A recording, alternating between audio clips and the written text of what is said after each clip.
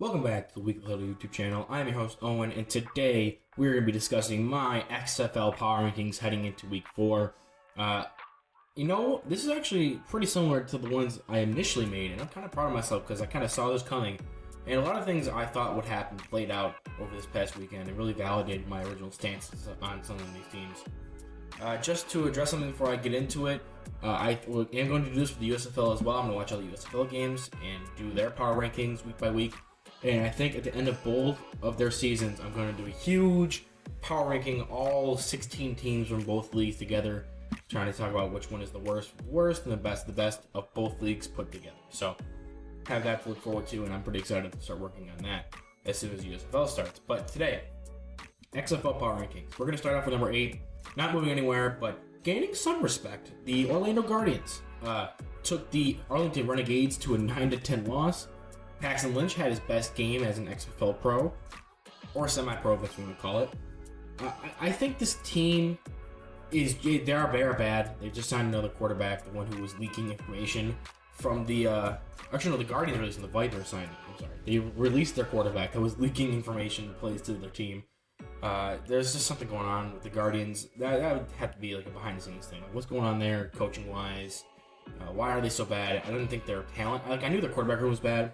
But I don't know why they're so easily defeatable by some of the other teams. And then even another bad team like Arlington, who, no shock, is going to be number 7 here at -2 spots, and actually 1 spot lower than when I originally had them at.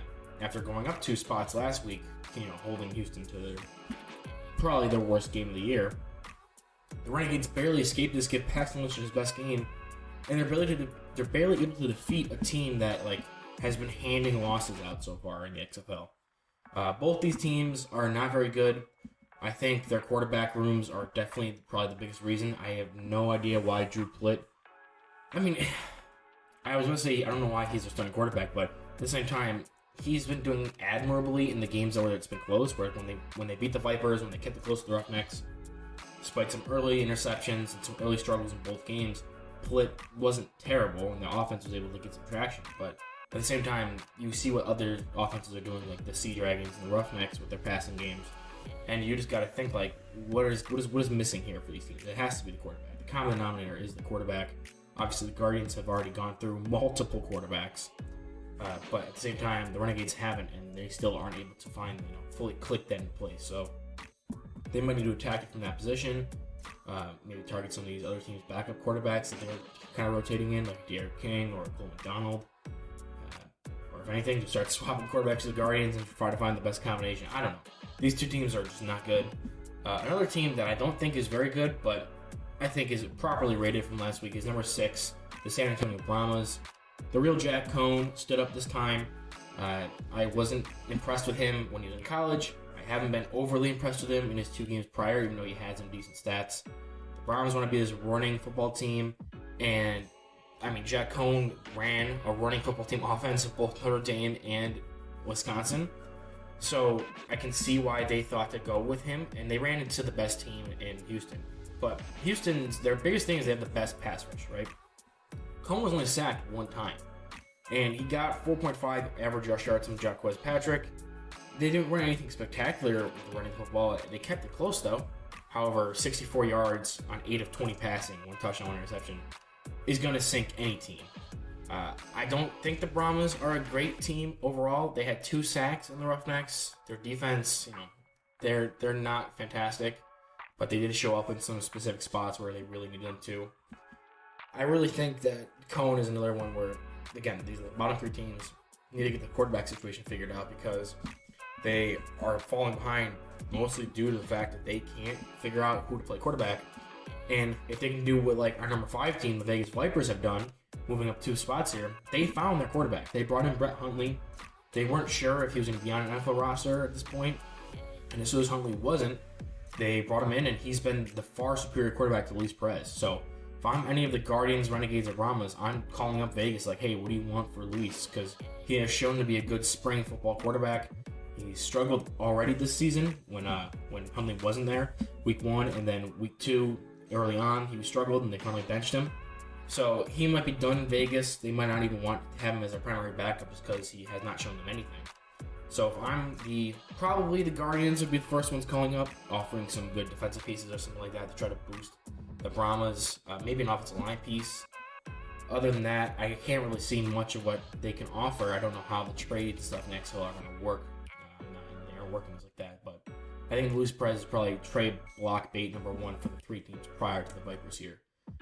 Did a good job in keeping it close with the Seattle Sea Dragons. I think with Brett Hundley, they're a good team and should be a playoff team. We'll see what happens in that North Division if either St. Louis or DC falls off. I'm sorry, if either... Actually, is that the whole North Division? Yeah. Seattle, DC, Vegas, and St. Louis.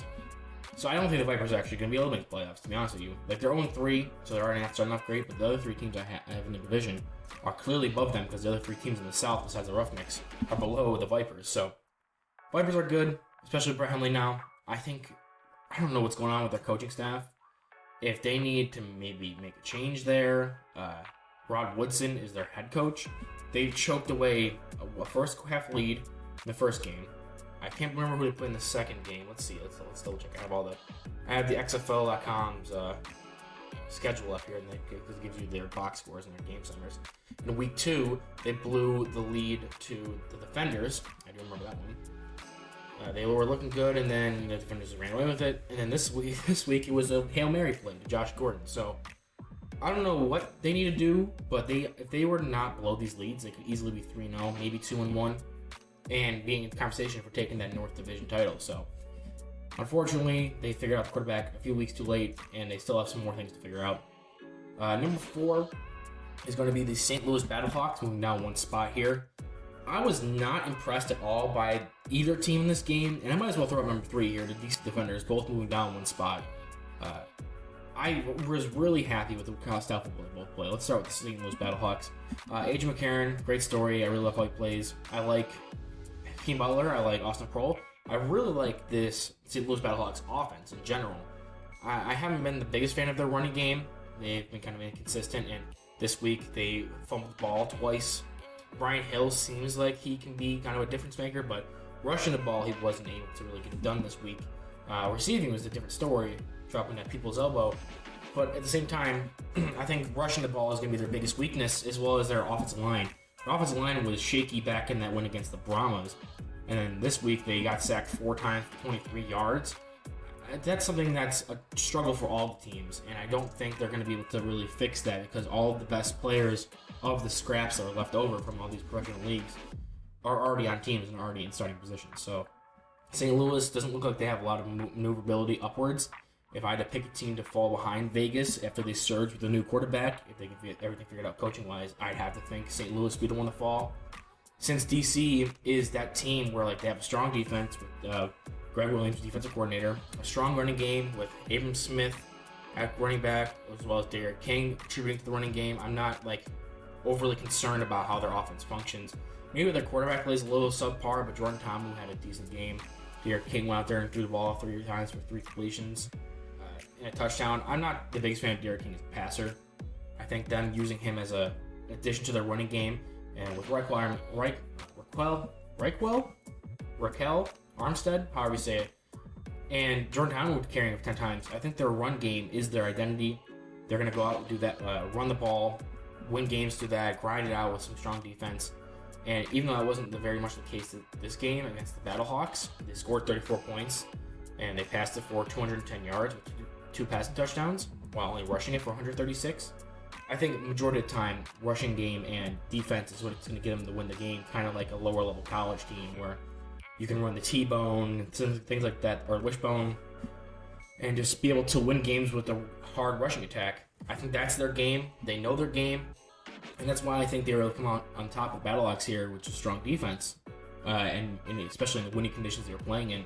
Their running attack really was more benefited by that than Seattle, who has a struggling running attack because of their offensive line, as well as relying too heavily on their passing attack, as well as relying too much on having these big comebacks. So I'm not overly impressed with either team. I think Vegas is probably the hotter one right now, even though they just lost. With the new coaching staff changes, hopefully, and they confirmed a new quarterback, they kind of look better offensively than both these teams. However, St. Louis can get hot at any time, as we've seen in individual games so far.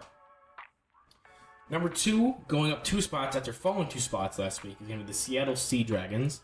I know they're 1-2. They're clearly not going to be top of the division right now, especially with DC being undefeated. But I think if Seattle and DC played again, Seattle might have the best of them this time. They have easily the best passing game in the XFL right now. The Jakor Pearson, what's his first name? Jakor Pearson and Josh Gordon are probably both going to be on NFL rosters next year. And Ben DiNucci has just had a great game. A 377-yard performance, 4 touchdowns with an interception. I always knew their passing offenses would be great. I loved their 1-2 punch at wide receiver. That was never a question. It was always going to be, can they find a running game and get an established running back in there to balance it out? And they did. Morgan Ellison had 17 carries for 103 yards. Now he got hurt this game, but he looked fantastic. They found a way to run on this Vegas Vipers defense.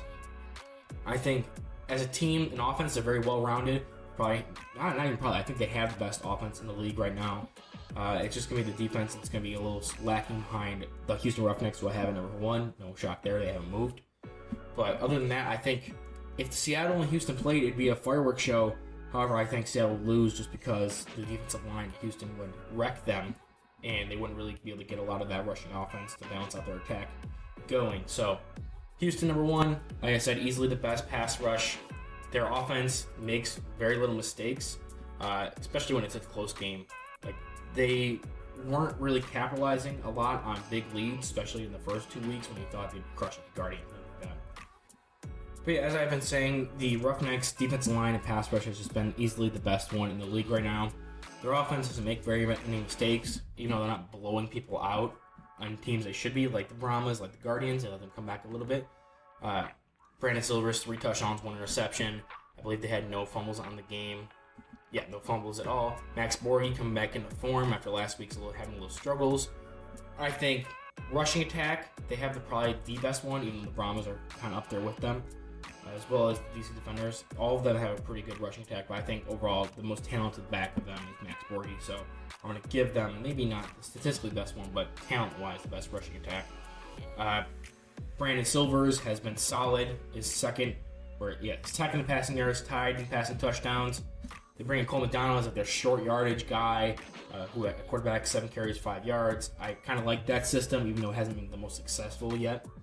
I think there will be a time when this breaks open, kind of like what they're doing in DC. And they're just doing it kind of in not as effective version, but they're still running that, whereas DC is running the same thing, but not passing or overall being as good of a team as the Roughnecks are. But yeah, I think this one was kind of easy.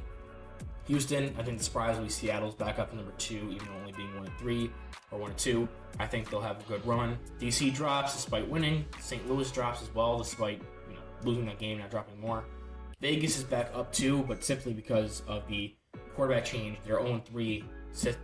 Technically have a worse record than 2 teams right behind them, but with the new look of their offense, new look of their roster, and who's starting, I think they're easily the 5th best team, or I guess it'd be the 4th worst team. There's not that many teams, so it's not really impactful. But regardless, that was my power rankings heading into Week 4 of the XFL season. I look forward to seeing some more entertaining games. Just to highlight 1 or 2 of them that I'm really looking forward to in Week 4. I really think that Seattle San Antonio could be good. They kind of mash up well, where there'll be 2 strong running games. Brahmas, maybe Jack Cohn has a good game or not. We'll see. Vegas versus DC should be good again. That game just happened a couple weeks ago, back in Week 2. And I think the first game in St. Louis is going to be fun. They allegedly have over 30,000 fans, so good games coming up. I think Roughnecks versus Guardians is going to be a smoke show like it was the first time they played. But other than that, a lot of fun games to look forward to this weekend. And I look forward to talking to you guys next week, highlighting my power rankings following that weekend's selection game. So other than that, I'll see you guys in the next one.